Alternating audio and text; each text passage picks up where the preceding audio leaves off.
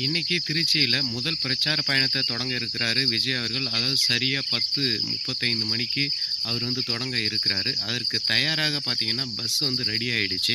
இந்த பஸ் முழுக்க பார்த்தீங்கன்னா, பெயிண்டிங் பண்ணியிருக்காங்க. அந்த பெயிண்டிங் என்ன கலர்ல இருக்கு அப்படின்னா, அவருடைய தாவேகா கொடியினுடைய நிறத்திலே தான் வச்சிருக்காங்க. அது பஸ்ஸில பார்த்தீங்கன்னா, விஜயனுடைய ஃபோட்டோ பெருசா இருக்குது. அது பக்கத்தில அண்ணாவின் ஃபோட்டோயும், எம்ஜிஆர் ஃபோட்டோயும், சென்டர்ல விஜய் ஃபோட்டோயும் வச்சிருக்காங்க. அதில ஏற்கனவே மாநாட்டில் வைத்த அந்த பதியை போல வரலாறு திரும்புகிறது அப்படின்னு போட்டிருக்காங்க. மேலும் 1967 1977 அப்படின்னு போட்டு சென்டரில் 2026 அப்படின்னு போட்டிருக்காங்க. மேலும் விஜய் அவர்கள் நின்று பேசுறதுக்காக பார்த்தீங்கன்னா, பேசக்கூடிய இடத்துல இரும்புகளால் செய்யப்பட்ட தடுப்புகளை போட்டிருக்காங்க. அதாவது ரசிகர்கள் யாரும் அவரை நெருங்காத அளவுக்கு போட்டிருக்காங்க.